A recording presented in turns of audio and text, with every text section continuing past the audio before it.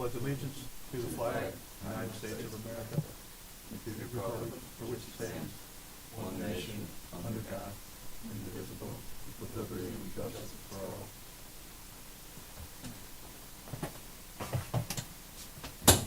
all. Okay, we'll do a quick roll call for today. Obviously myself, Jack Lesson. Here. Debbie Dutton. Here. Marianne Sheely. Here. I've got the next four people via Zoom. Mike Hauser. Here. Barbara Puffer. Here. Dave Sandberg. Here. Scott Safford. Here. All right, we're all here. All right, approval of the minutes. Everybody have their minutes in front of them. I've had a chance to take a look at it. Is there any changes or comments regarding the minutes? Okay, none being. I Can move to, is it pass? Yeah, move is perfect. Approve. Yes, Approve the minutes. correct. Have a second? I'll second. All right, Jack seconds. All in favor signify by saying aye. Aye. Aye. All opposed, same sign. Okay. Public comment. It doesn't look like we have anybody here from the public today. So we want to roll right into item 6, presentation of audit results. Joe? Yes, that's right. Wade is online, and he is here from Malden Jenkins, and he will be presenting the audit results to you this morning. All right, thanks, Joe. Can everybody hear me okay? Yes, sir. Yes. Okay, great. I'm going to share my screen. I've got a brief presentation for you all. Can you all see that as well? Yes. Okay, great. All right. Well, thanks so much for allowing me to be here virtually with you all today. The town has certainly gone through quite a bit over the last couple of years after Hurricane Ian, and so we've got the town's 9/30/2023 audit completed. We were able to wrap that up before the state deadline in June, and I've got a brief presentation today to go over. If I can get this, here we go. And if y'all have any questions at any point in time, just feel free to jump right in and go ahead and ask. I'm gonna go through this pretty quickly. Here's kind of my agenda that we've got, just a little bit of information about M&J, the overview of the opinions and the financial statements, some required communications, and then to be able to answer any questions that you all may have. I won't really go over this. You've all seen this in the past. Certainly, we are a very large regional audit organization. We do audit a tremendous amount of governments here in the Southeast, and we're very proud to serve the town of Fort Myers Beach. This year's audit report, independent audit report, was once again an unmodified opinion. This is the highest form of assurance, and this is the type of opinion that you all wish to receive each and every year. In our opinion, the financial statements do present fairly the financial position of the town as of for the year ended September 30th of 2023. As part of our audit, if we have any kind of findings or material weaknesses, significant deficiencies, we would report those towards the back of the report of what we call the Yellow Book report. Very happy to say once again this year we had no findings for 2023. Again, once again, Joe and his staff have done a really good job. They absolutely should be commended for not only taking care of the books and records of the town on just a normal basis, but also for all of the current grant activity and all of the compliance that comes along with those funds. They're doing a really, really good job there, and hats off to them. Obviously, with the storm came a lot of damage. Also came a lot of monies from FEMA as well as the state. This did require us to perform an additional single audit this year. The town received and expended about $22 million in federal and state awards for 2022. And we were required to perform 2 major programs, one on the federal disaster grant, which is the FEMA, and then one state from the State Local Economic Development Initiative program. As part of those additional audits, we also noted no issues. So again, hats off to the town and their staff for doing a really good job taking care of. Town-wide, the overall net position actually increased for the year, about $11.6 million.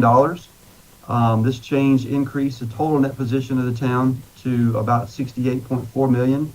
A big swing from that of the prior year. Obviously, with the storm hitting right at the end of the year, there was a lot of actual damage to property and equipment of the town that had to be written off. And that led to a decrease last year of about 5.6 million. So again, happy that the town was able to quickly turn that around.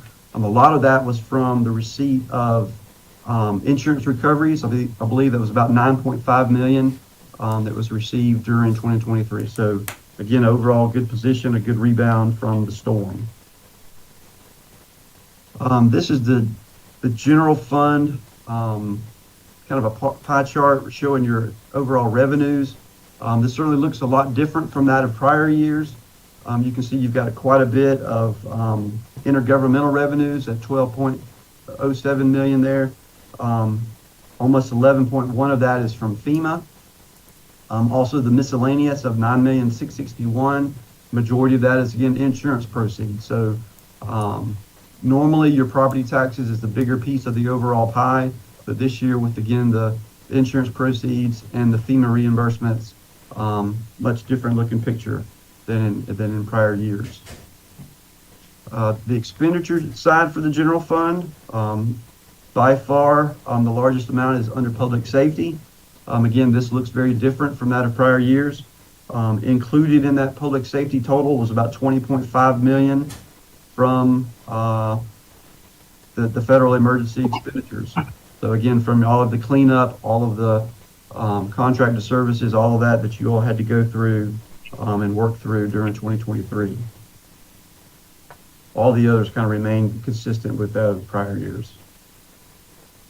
Here's a 5-year general fund balance history. The majority of that increase is once again from the insurance proceeds. You know, a lot of the actual loss to the town in 2022 was more at the entity-wide level. It was a lot of the destruction of your assets and the write-down of your assets. It didn't actually affect the general fund.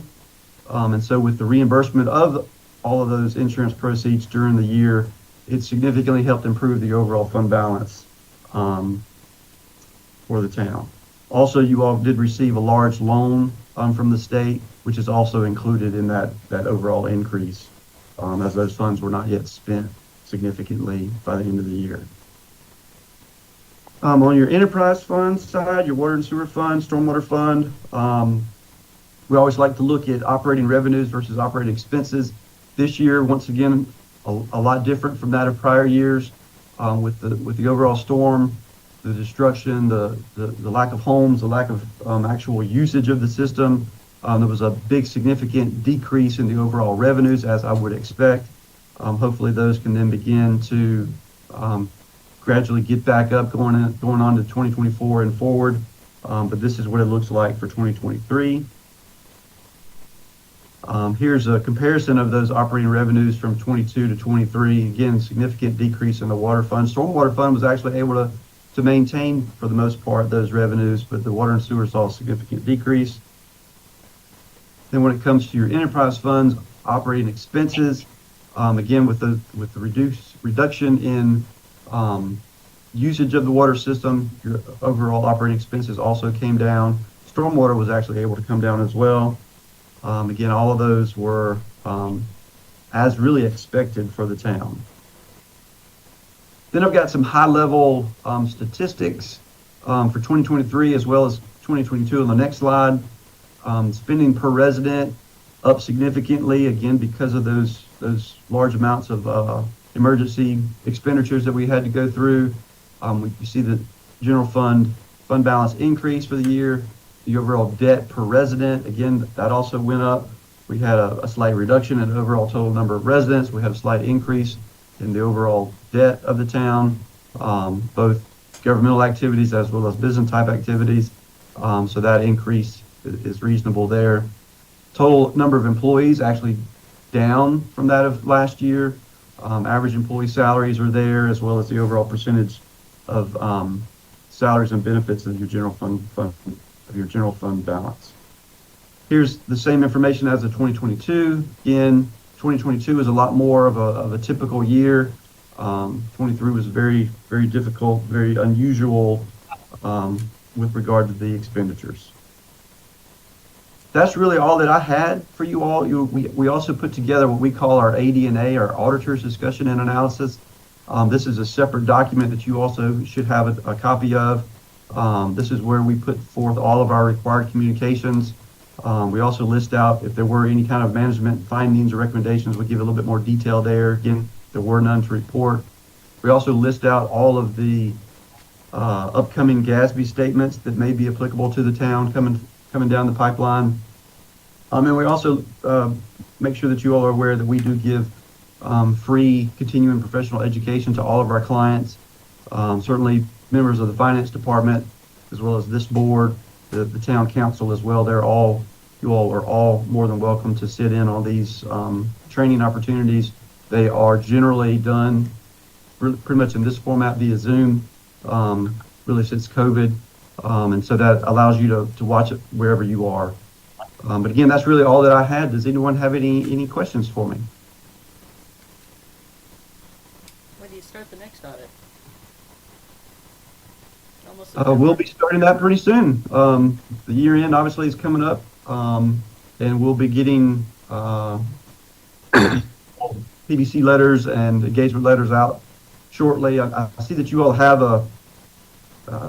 an item for discussion later on. I'm actually a little curious about that. We've got our original contract with you all was 22, 23, and 24, but certainly hope to continue our relationship with you all. And look forward to working with you all again for 2024.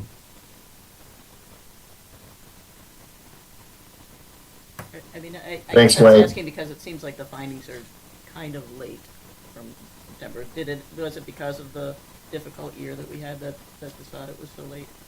And Debbie, is really our fault. I mean, Oh, it's okay. Wade was ready to go with his team, but we weren't, and Okay. it took us that long to kind of pull it all together, and especially to go through all the emergency expenditures and to organize them. So it was really all on our side. Makes sense. And I'll just point out, what the town has gone through, and to be in as good a shape as you all are, and to have gotten the report done by the state deadline, I can't be more proud of you all. I mean, it's a remarkable effort by your finance department and team to have gotten the audit done as quickly as it was. There's so much activity going on, way more that the town has ever seen, certainly in our time frame with the town. And, obviously we would love to get this to you all quicker. But I think under the circumstances, you all should be very proud of the fact that you met the state deadline like you did. Again, hats off to the finance department, hats off to the town. You've done a great job, really and truly.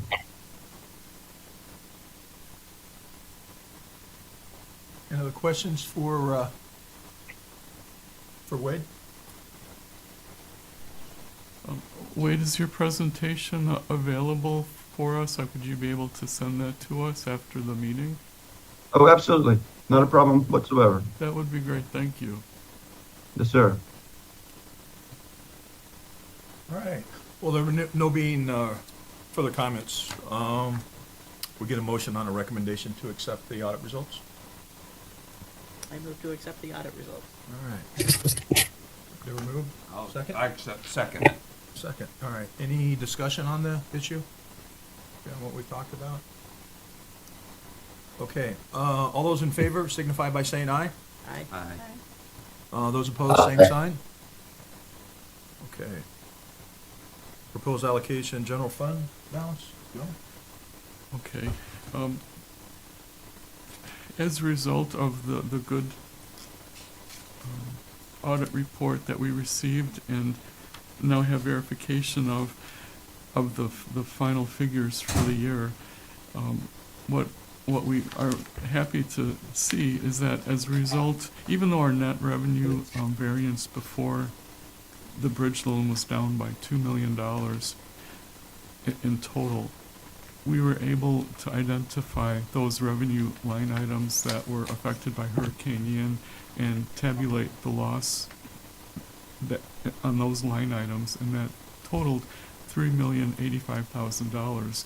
So that's higher than the net loss that was recorded of 2 million, and the reason for that is we had significant interest earnings that we left out of that calculation because that really had nothing to do with Hurricane Ian, in the sense that it wasn't affected by an economic impact to the town. And so by leaving that out and then bringing in the $3,085,000 of bridge loan proceeds into the general fund, that really left us with revealing the favorable variance that was related to interest earnings primarily, and a few other items, miscellaneous items that were not affected by Hurricane Ian. So that $1,076,000 plus $2.1 million of net expense variance yielded a favorable savings, I would say, of $3.2 million. And so this $3.2 million is there, it's added to the general fund balance, but it's there as an unassigned balance. And given the fact that we have a great need to replenish our emergency reserve and to really bring it up to where it needs to be in light of what we just experienced with Hurricane Ian and the $3.5 million of cash that we went through in those first 2.5 to 3 months, it just pointed out that we needed much more in the emergency reserve than we had. And so what I'm proposing to do with this 3.2 million, well, actually a portion of that was already reallocated to some of the fund balances, to some of the assigned and the committed fund balances. So that left $2,989,000 left remaining as unassigned. So of that 2.9 million, I'm proposing that we take about 2.6 million of it to allocate it to our reserves. And so I would propose that we bring the $60,000 up, increase to the general fund emergency reserve, and that brings that amount up to $1,275,000. And I'm referring to my finance director's report in case you're wondering what I'm looking at. And then there's also $580,000 I'm proposing to increase the general fund operating reserve. So that brings both of those reserves up to $1,275,000, and so together that's $2,550,000, which equates to 20% of next year's general fund budget, and that is what GFOA recommends to be the reserve amount that we should keep in the general fund. So by making those two allocations, we're able to achieve that 20% of the next year's fund balance. Then we also have a separate emergency fund, and that's really where all the activity is taking place, and is where we expended the $20 million, but most of that we were able to do because of insurance proceeds coming in and because of that initial expedited payment from FEMA that came in of $7.6 million. So that gave us all the cash that we needed, and then additional FEMA reimbursements came in after that. But that gave us a jump start, those insurance proceeds, the FEMA proceeds. But that didn't come in until almost 10 weeks to 12 weeks later. And so we were on our own in those first 10 to 12 weeks. So by putting this $2 million in the emergency fund itself, I think that would also help to have us better prepared for next time. And that leaves us with a total of $4,550,000 in total reserves. And I think that would be certainly much better than what we had. And I think it's a good step forward and a good use of those unassigned funds that we now have in the general fund. So that's my proposal for that. Let's see, just wanted to make sure. Lost my agenda page. Was that? It's right there. Oh, right in front of me. Okay, I was thinking those were the minutes. Okay. So that's the separate item that I wanted to refer to, and it's in my report. Does anyone have any comments about that suggestion or? Quickly, and maybe we can talk about this at the next meeting, but just kind of outline the difference between where we have loans versus grants, because I know that's kind of intertwined throughout the financial presentation, right? Yes. Just for my edification, if anyone else is interested. Okay. I could clarify that when I refer to the general fund, it's different than what the auditors refer to as a general fund. When I refer to the general fund, I truly mean just the general fund. That's it.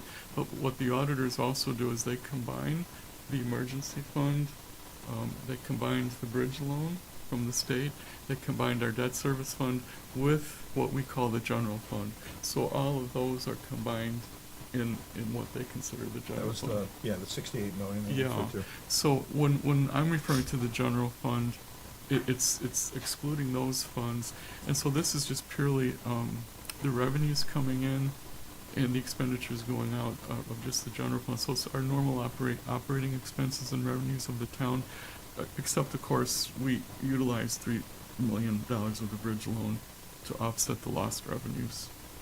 Right. And then Okay. the grants, they're primarily in other funds. We have separate funds for grants, like the Tourism Development Council, the TDC grant. That's a large grant. That's in a separate fund of its own. It's called Beach Access. And we have several capital grants that's going into the capital fund. And then, of course, all the FEMA and state funding coming in for disaster recovery, that's all going into the emergency fund. So the emergency fund now is somewhat confused, for a lack of a better word, between what we're trying to set aside, like this $2 million for the future, versus all the activity that's going on right now for the recovery from Hurricane Ian. So I'm trying to keep those two things separate, so that, and maybe it might be time to create a separate fund in order to do that. But for now, I am deliberately separating those two out in my analysis. Okay. Okay. Any other comments about the reserve? I don't think so. I'm not sure it's part of the reserve, but with regard to our property casualty insurance, we feel like we're appropriately covered with limits and whatnot at this point, because it seemed like we were a little underinsured. We prior to were. the- We were very underinsured, but this time around for our renewal, we made sure that we had, they came out, they looked, of course we don't have the town hall at the moment, but we did get, we actually also have a quote for insuring the new building next year. Good. So we have that, so everything should be adequately insured going forward. Okay, awesome. Okay, so then the interfund loan, I'm sure you're aware that we're about to purchase the building on Estero Boulevard to become the new town hall. Unfortunately, though, we do have an award letter, so an official notice that we did receive the $8 million from the state. It was appropriated in their annual budget. So that is coming, and it's coming through the Florida Department of Commerce. And we're working with them to develop the grant agreement, but that agreement won't be finished until the end of August, roughly, and then it will take about another 30 days to get the $8 million to pay for the building. But in the meantime, we're working towards scheduling the closing on the building in mid-August. So we need to have a temporary source of cash in order to actually purchase the building. That would then be immediately reimbursed once we get the $8 million from the Florida Department of Commerce. So I was, after a long analysis of our various funds that we have cash available, I came up with a proposal to do an interfund loan of the $8 million. And so what it would do is it would take the $2 million that I've just suggested we put into the emergency reserve. It would use that temporarily to purchase the building. And I have some other comments regarding other funding that we can use for an emergency reserve. That's a little bit later in my report. But so $2 million from the emergency reserve. We would utilize almost the entire capital fund balance, leaving about $33,000 remaining. There's about, and by capital fund balance, what I'm referring to is there's been monies set aside before I even came here, like on an annual basis, that was allocated to each department so that they could replace equipment their needs, primarily in public works and the departments that have larger capital needs. So that's been accumulating there. But because now of so much having been destroyed and being replaced through insurance proceeds and with FEMA reimbursements, there really isn't so much of an immediate need to replace equipment right now, at least not for a couple of months. And so I think it would be safe to utilize that 1.9 or almost $2 million there that's in the capital fund just for a couple of months, and then it'll be replenished once we get the $8 million. We also have $1 million that was allocated from the ARPA fund to to help to match a grant of $1 million for the ball field. So there was something that was proposed before Hurricane Ian to redevelop the ball fields, and we received a grant for $1 million, and then we have this $1 million from ARPA that was going to be our match. Well, that project is being delayed, has been delayed, and won't start probably until maybe closer to the end of the year. It's just going out for bid now. So we can utilize those funds temporarily. There's also $875,000 that's unspent in the ARPA fund that we can utilize. And then we have that $155,000 that's kind of accumulated over the last couple of years as a result of short-term rental fees. And a couple of years ago it was proposed that a certain portion of the short-term rental fee would go towards workforce housing. And so $155,000 is sitting in that account that we can use the cash from temporarily. And then we have still more than $2 million in the general fund that's unassigned, and that's because even though we just ended the year and we're utilizing most of that unassigned balance from the end of last year, we've continued to accumulate savings in the general fund that is available temporarily. So that's the source of all of the entire $8 million, and so that's will be presented to the town council at their next meeting for approval to utilize those loans. Will they have a meeting before you had the closing? Yes. Oh, yes. We couldn't do it without their approval. I mean, we wouldn't do it without their approval. So I just wanted to let you know, since this was our first opportunity, or an only opportunity to meet before town council met, and I wanted to make sure you had an opportunity to express any thoughts or concerns about it before it moved forward. Is the money coming from the state guaranteed to be by a certain date? It's not guaranteed, but they've been as realistic and honest with us, I believe. I mean, they could have tried to lead us along and telling us, well, no, you'll have it before the building, but they're seeming to be very honest and saying it's in the process of approval right now, the agreement on their end, and they're expecting. I asked if it would be possible to have it for our next town council meeting. They said no, it's not possible, but we should have it for the next one. So I think they're being realistic with their setting the expectations. We're covering this ourselves, Yes. waiting for that money to come in Yes. during prime hurricane season. So. Yes. Well, I guess I could just jump ahead to that on my next page report. We would be taking that $2 million away, but we also have almost $4 million left in the bridge loan, and that's specifically the terms of the bridge loan. It can be used for emergency response. So then that really gives us almost $6.5 million on hand in case of such an emergency. Okay. So that's the only reason why I even dared suggest anything like that.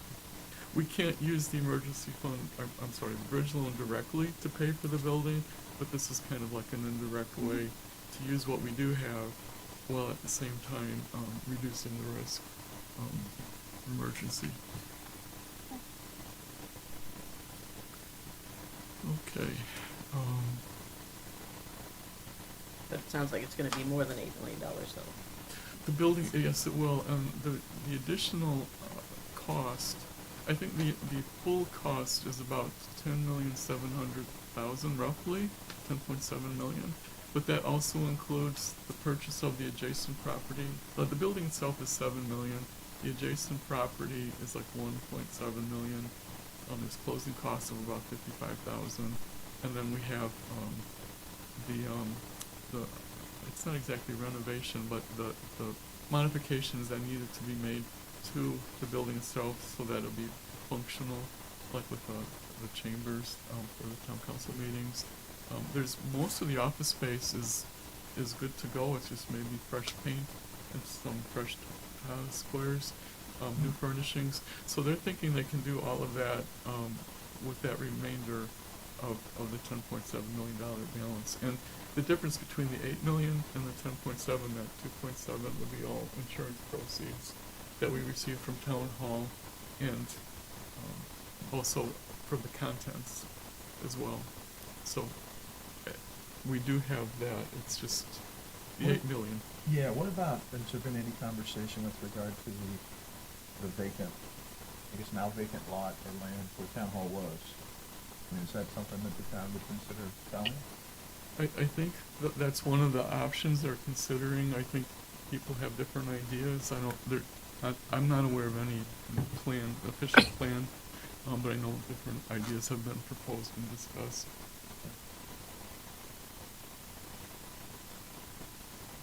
Okay. Well then, just to move along then to the preliminary budget, I did send out to the town council for the July 15th deadline the preliminary version of the budget, and that was the best of our ability to pull it together at what we knew at the time. And so I did send you a summary of that. It's about 8 pages long, and that was one of the things in the packet. I don't want to take too much time to go over it, but I can hit some highlights. And on the first page, I'm just indicating the increase in the taxable value was almost $1.4 million, 54% increase. And so by utilizing the same millage rate, that would increase our revenue by almost $1.4 million. And it is actually more than $1.4 million over what we budgeted for last year. So that was a significant increase as a result of the taxable value of property. And that's, of course, is included in the budget. And it's needed in the budget, and that is what has helped us to balance the budget. Joe, do I understand correctly too, this 54% Yes. increase in the taxable value for Fort Myers Beach compared to Sanibel is 1%? That's what's in the news. Yeah, right. I don't know if it's accurate or not, but that seems to be what's floating around, but. I couldn't seems comment on that. I don't have that figure in my head, but I do know ours was a greater increase than theirs, but the exact amount I don't know at the moment.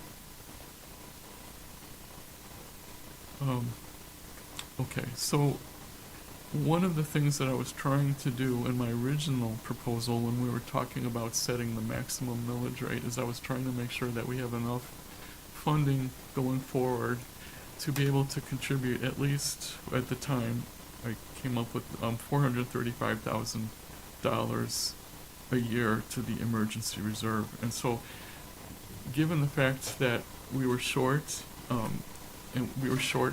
my target was like $3.5 million, and we were short by 1.6 million.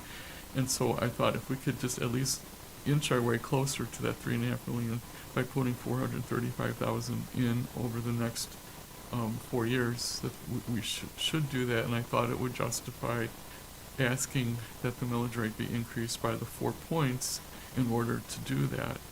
But now that we have an increase in taxable revenue greater than what was originally expected at the time I made the proposal to increase the millage rate, it's now evident we do not need to increase the millage rate, and that the increase in taxable value alone and the increased tax revenue was enough to provide sufficient funding to still make a $435,000 contribution to the emergency reserve each year on top of this $2 million that we're putting in. Because each year we do spend money out of the emergency reserve in responding to even the minor tropical storms and hurricanes. So we have to have something in there to be to utilize, and so this would at least provide for that. Then I did do a comparison year over year, and just rough categories. This is on page 2 of the 2024 budget to the 2025 budget. So base revenues really are about the same. We'll be using a little bit less of the bridge loan, but it's the ad valorem tax revenue that's really increased. Our budget next year is also going to include the full spending of the Estero Boulevard Landscape Reserve. That's the money we received from Lee County and has been sitting in our fund balance. So it's in the budget to spend it all. It doesn't necessarily mean it will all be spent, but at least the provision is there. But that has nothing to do with revenue. This was revenue received in the past, but it's just utilizing the fund balance. Last year, we transferred in $831,000 from the ARPA fund. We're not going to do that this year. We did that as a way to avoid having to increase the millage rate last year, and that's not necessary this year.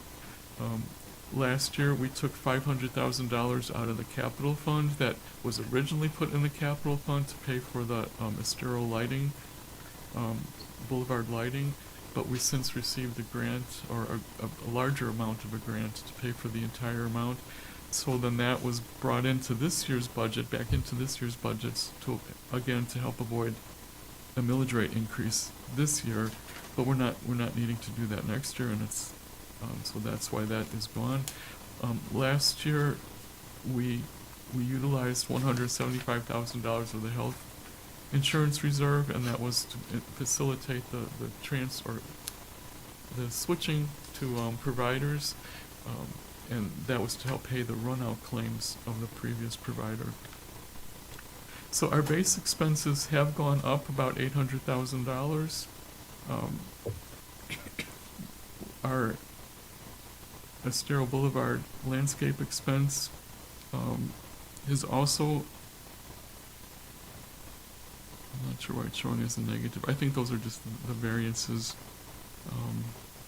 And then we're doing, so we're spending $782,000 more. That's why it's a negative there. But yet we're bringing in almost that same amount of additional revenue. And then we're transferring $210,000 more to the reserve. So that accounts for the differences from year to year, and just a broad overall sense to help understand, what's changed. And I think also by realizing that we're not going to be doing the transfer from ARPA, we're not going to be doing that transfer from the capital fund, that's really $1.3 million alone that we're not having on hand to do. And that's where that $1.3 million went to in the increase in ad valorem tax revenue. Okay. The personnel budget, it's changed quite a bit in terms of over the year, in terms of the organizational structure, the titles of positions, and that was just a way to accommodate the change in operating needs that emerged as the town went through last year, and as under Andy and Frankie's leadership, on what they were able to devise as a better way to manage things as they were now. But in so doing, that resulted in a a reduction of 25 positions, and there's on page 3. There's just kind of a little bit of a list of how that all occurred, but I will say that 16 of those positions of the 25 is that we're contracting those positions instead of hiring them. So although it's reduction in personnel, it doesn't correlate, entirely to a savings, because we're still paying for them on a contractual basis. The budget does include a 1.8% COLA increase. And this was measured as of May. We'll look again as of July to see what it is, because that'll be closer to our fiscal year, the beginning of our fiscal year. But just year over year, it seemed like May was a good point to measure that change, because that's the point at which a year ago is when we were establishing next year's budget. So that kind of is a reflection of where payroll expenses have gone over this past year.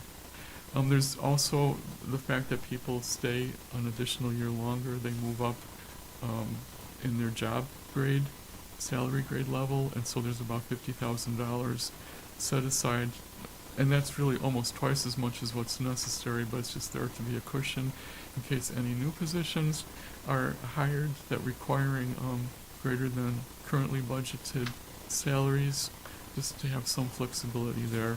And then there's also an amount of $97,000 that's a performance-based one-time bonus, and it's a provision, it's not a guarantee, and it's still yet to be determined how or if that's going to be utilized, but it's just something there for the employees.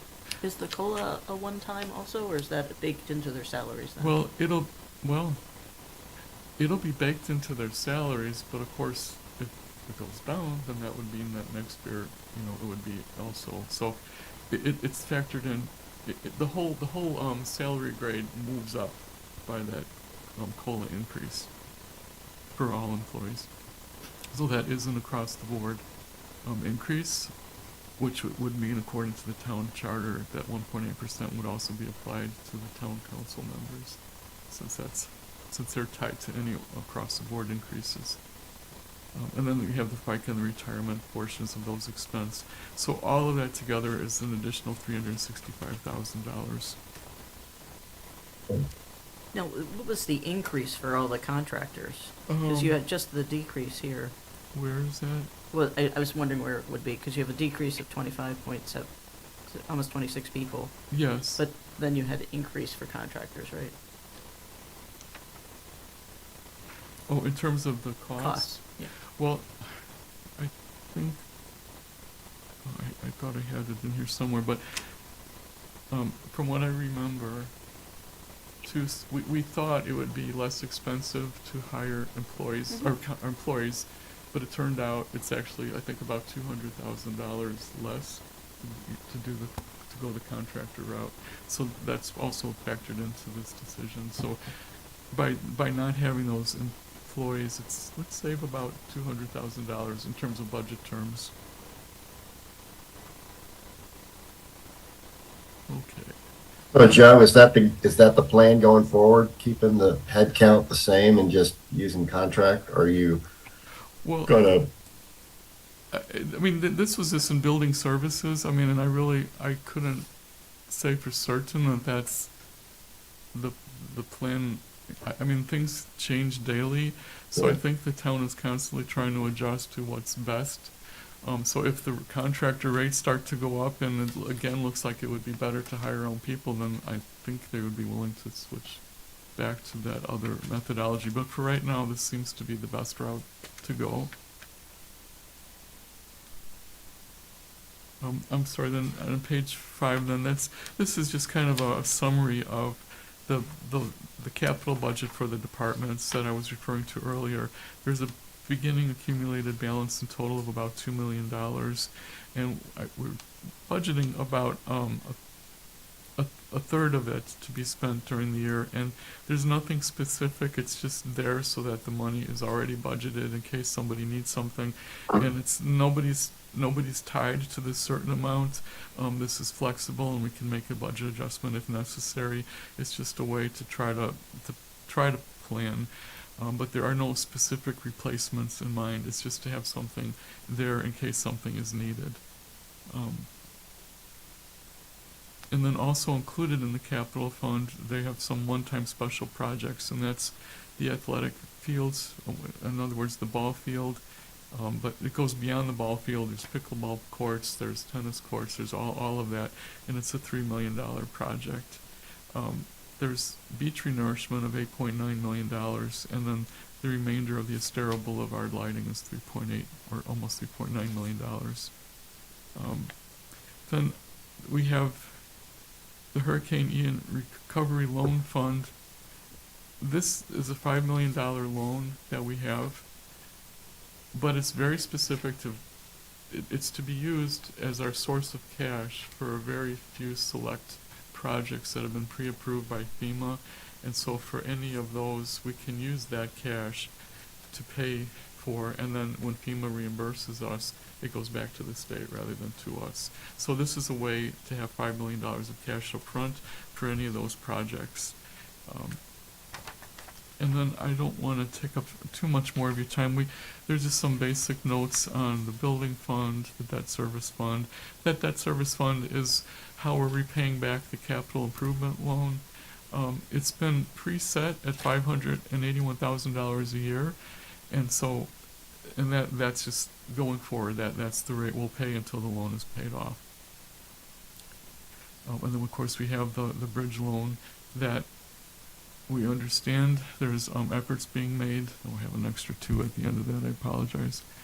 There's efforts being made to have that forgiven, but in the meantime, a 10-year extension had been signed into law, and we're waiting for a revised agreement from DEO.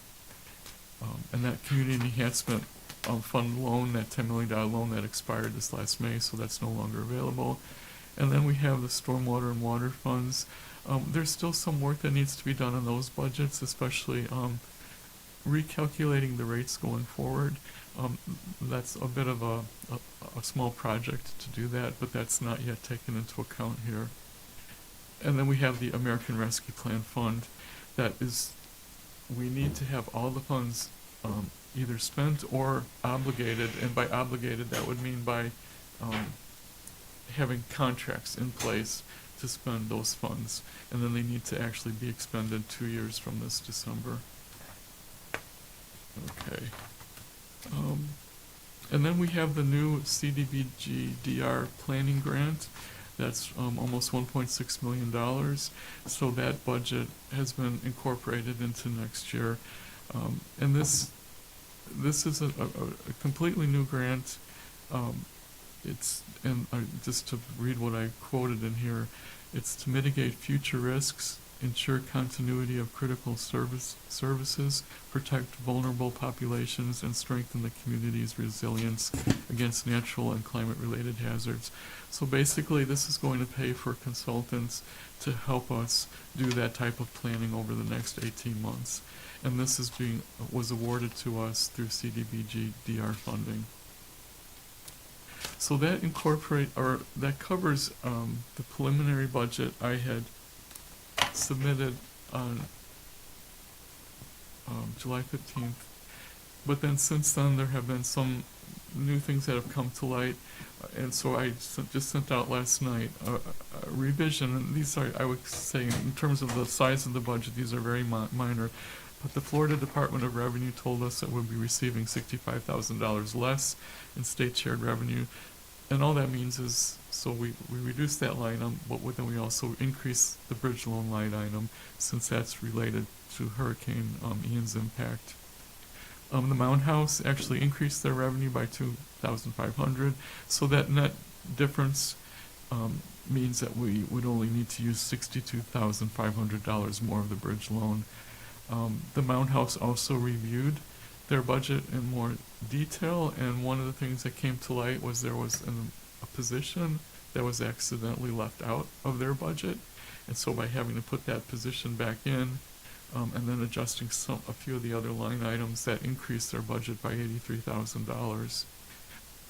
Then, after reviewing the whole budget in its entirety, GFOA recommends that we set aside 2% in a contingency line item in the general fund, and so because the entire size of the size of the entire budget increased, we needed to increase the contingency by $25,000.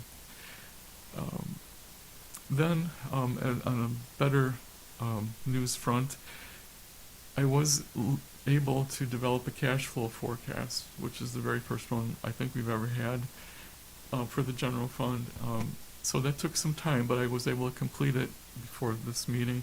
And what that revealed is our cash balance looks to be more than sufficient to be able to generate a total of $105,000 more interest than what I had budgeted, because I was really trying to be conservative and concerned that we may not, be able to do what it looked like we could do, but I'm much more confident now. So I was able to increase the interest revenue by $105,000.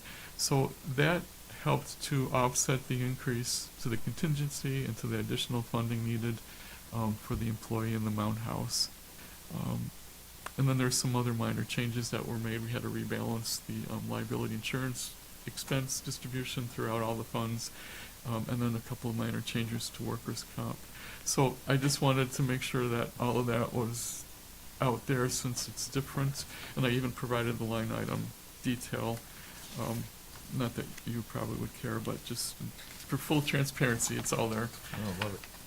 And then, last but not least, is the cash flow forecast for the general fund. And what this is showing is that, we're starting out with about 5.6 million. As we move forward in August, and then we do loan the $2,155,000 to purchase the building, and that comes out of the general fund. That's the $2 million of unassigned and the $155,000 of workforce development. It only brings us down to about $3.5 million, and then after it's repaid, it goes back up again. But I thought that was important to see what the low point would be, because buried in that balance is also the emergency reserve and the operating reserve of the general fund, which is $2,550,000. So that gives us like $1 million cushion on top of that for emergencies. So that was comforting to see that. And then this is what I used to calculate the earned interest. Okay. Just curious, why does the payroll number jump so much in August? There's three. This is cash based, so there's three payrolls instead of every Yep. 2 weeks. Makes sense. So I tried to take that into account as well. Okay, so I think that covers everything in my report. Of course, then I provided you copies of the financial statements through May, and we're just about to have June finished. And the last thing then would be a discussion of the RFP for the auditors.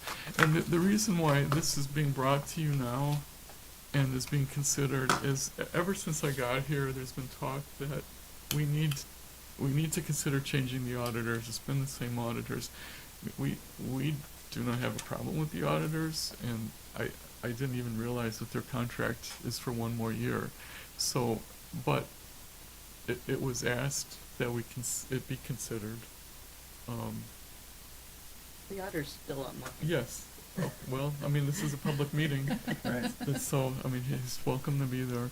So it's really your opinion as to whether we should move forward 1 more year with the current auditors and then issue an RFP, or if you think that there's reason to issue an RFP now. It's totally in your purview because you are the audit committee, and that's one of your primary responsibilities. Right.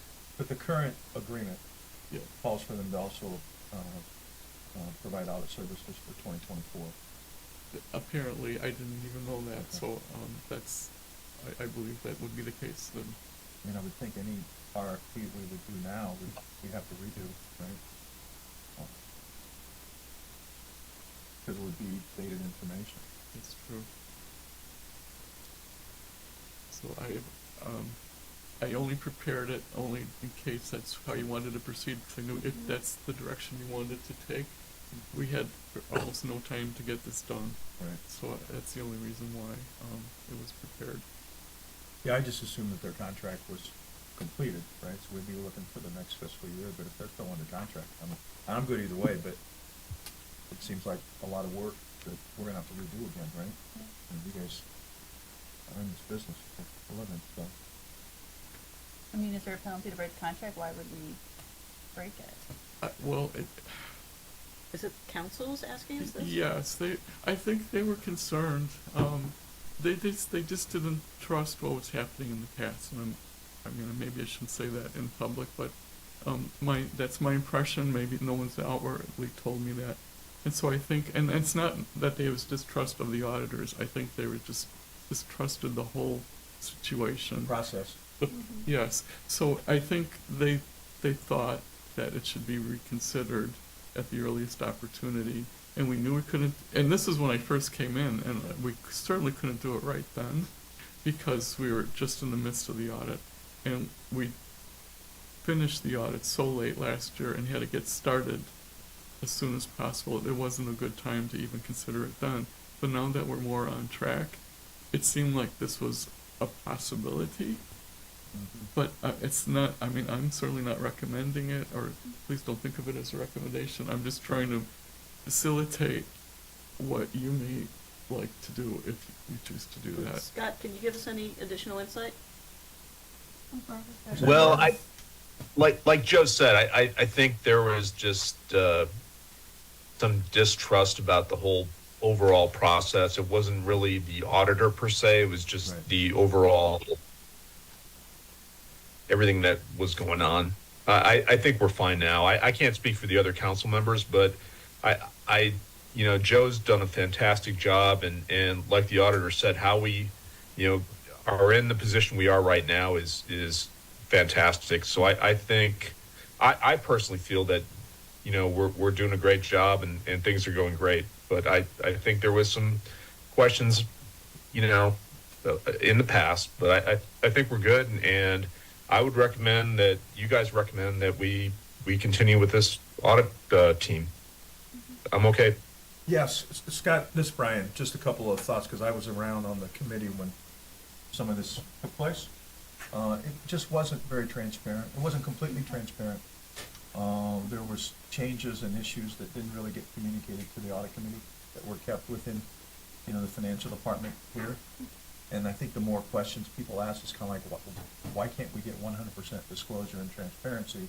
And it's like, my words, not what was delivered to us exactly. It was like, kind of got a little pat on the head and said, well, it's really complicated, and you guys might not really follow this or understand it, and just, you know, let guidance within staff be responsible. And I think that got everybody's back up a little bit. I know it did mine.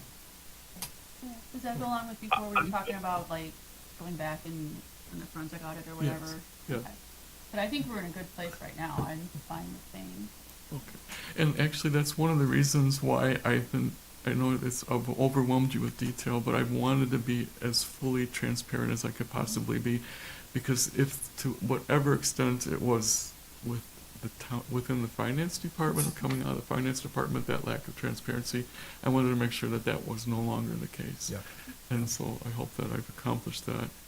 And then No, Joe, you have. I would totally concur that we're way more transparent, and like Brian said, just the lack of transparency in the past, you know, it raises red flags. But I think we're in a great place right now, and you know, we just continue on.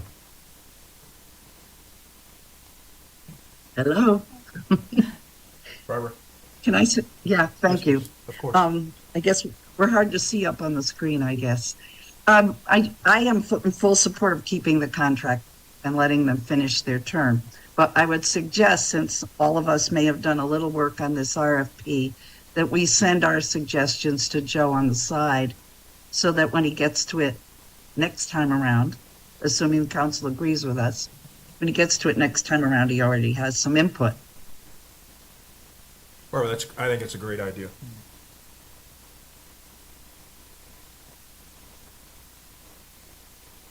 Yeah, so if each one of the committee members would email directly to Joe to add, because I've been an offender. We can't copy everybody, because that violates sunshine. So if you send something to Joe, it can only be to Joe or other staff, correct? But not other committee members, so.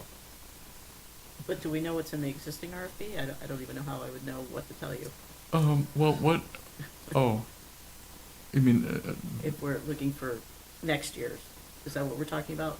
okay, I did send a copy of the RFP Okay. to you, and so if it wasn't clear in the massive attachments I sent to you where it was, but yes, so you should have Okay. that, and basically it's the same RFP as last time. It's just that some of the language was updated, especially the description of the town. Basically, that was all. It's standard audit RFP language. Okay. Any other comments or questions regarding the audit? Or the RFP for the audit, excuse me? Anyone?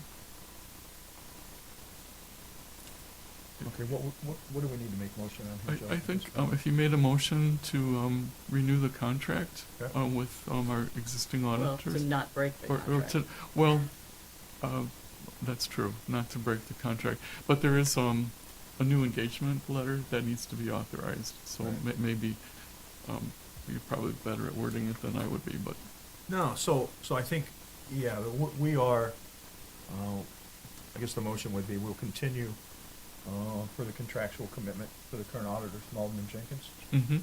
and that in going forward, the audit committee members will share information.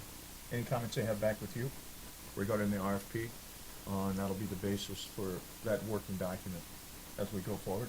I guess we'd ask as changes come in and everything's complete, obviously maybe resend that out to all the committee members for final review or input. Yes, I will do that, thank I you. second it. Thank you. So Joe, just a general question. So that contract, it's Mike. So that contract that we have with them, is that supposed to go through next year? And I don't understand. So Well, it's. so we're not, Oh, go ahead. I'm sorry, I thought you were finished with your question. It My is to- question was, I'm sorry about that. My question was, what is the original contract going through? Is it this next audit? And then we're going out for an RFP for another 4 or 5 years? Is that the process? Yes, that's my understanding, and I'll take a close look at the contract just to make sure there is no misunderstanding, but at the moment, based on what Wade has shared, it makes sense because I think this is only the second audit under the current contract, and I think, it was supposed to have been a 3-year contract, and so the fact that, he's mentioned that it should also be for 2024 makes sense, and so I believe that, it would be after that point, after the 2024 audit would be completed, that then we would consider issuing an RFP. Okay, thank you. All right, thanks, Michael. Any other comments? Okay. Moving on, member reports. Do we have to do all in favor? Thank you. Back to the motion in place. Deborah, remind me. All those in favor of the motion, please signify by saying aye. Aye. All right. All opposed, same sign? Okay, motion carries. Thank you. Member items and reports? I don't know that we have anything. Well, this is the one I think I was where just curious. suggested maybe we have less of that detail that Joe's been giving us, especially when he prints it out, and that we go to more of a summary format. Sure. So, and I think he's already taken that suggestion Yeah. without it being moved. Right, which is great. Did you have something, Michael? Yeah, I was just wondering what the status was of your accounting software search that is that still going on? Thank you, Mike. I forgot to mention that. Frankie Kapracek, he's reached out to the 3 vendors that he could find that seemed to meet the criteria, and so I think last week, the last few days of last week, they reached out to me to set up demos, and so what I would like to do is. Our accounting manager is currently out of the office, and we'll be back, I think, the end of this week. But so she's obviously a key person to sit in on a demo.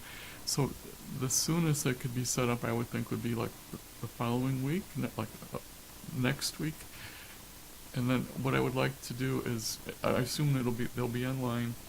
Whenever they're arranged, I can send an invoice to all of you so that you can also sit in on it if you're interested or available. To see what they are, and if they do provide us with any, information, I can share that with you as well. But so I think we're moving closer, and as much work as it'll be to do the implementation, I think we're getting into a better spot where we could handle it better, especially next year. So we're getting closer, I think, to actually doing it. And it'll be a welcome change because what we have now is just very limiting. It's not horrible, but it just makes some of our work much more time consuming than it needs to be. Have we asked our auditors their opinion of those three? No, we haven't. So is that a recommendation? I'll certainly will. I like it. Okay, I will ask them. And Joe, I saw something in the financial packet Yep. that at least the budget for the software is like $100,000. Is that annual? And in your experience, is that a reasonable number for the software you're looking at? Well, I have no idea how much it's going to cost, and I'm a bit concerned that what we're trying to budget is not going to be enough. And what we have budgeted is like roughly $30,000. Well, no, I could be wrong. What I budgeted was an additional $100,000 above what we are currently paying for the year. Okay. We're not paying very much for what we have now, which explains why it can't do very much. So I know we're going to have to pay more to get more, and hopefully it won't be something that would be outside of the budget. But we'll find out, and we'll have to make decisions accordingly. Thank you.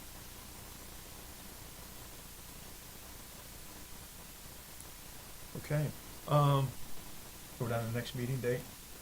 Yes, and I was told, I think because of the holiday in September, that the normal meeting date of the second Monday is not possible because the town council meeting has to be on that day.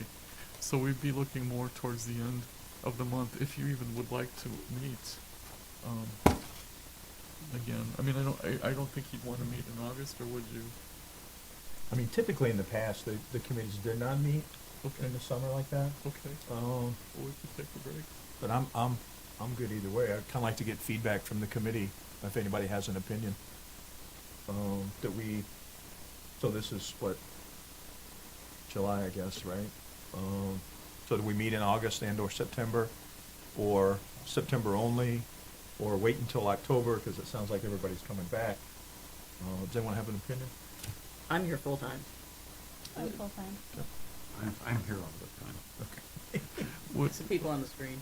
would it be, Yeah.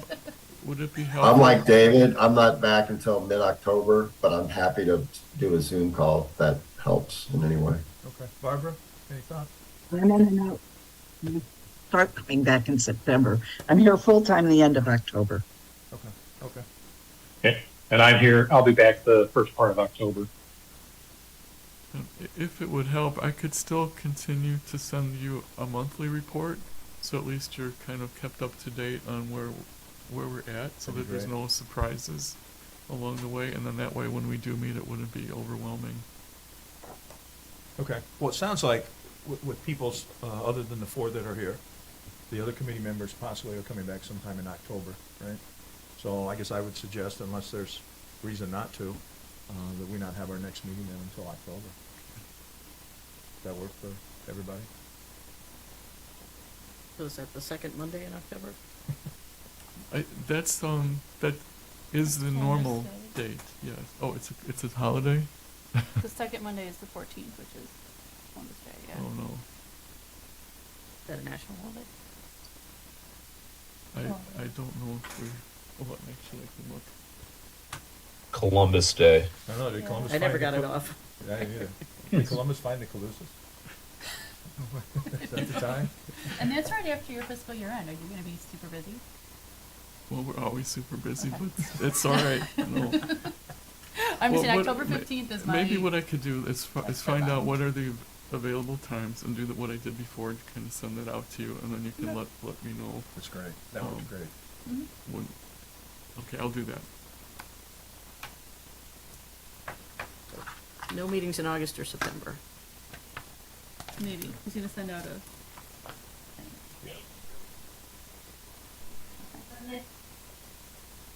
Okay. Well, that being said, do we have a motion for adjournment? A motion to adjourn. Jack, I'll move. motion for second. Barbara, thank you. Barbara, second. Sure. Okay, Yes. we are adjourned. Thank you, Brian. Oh, and if you could, fill this out.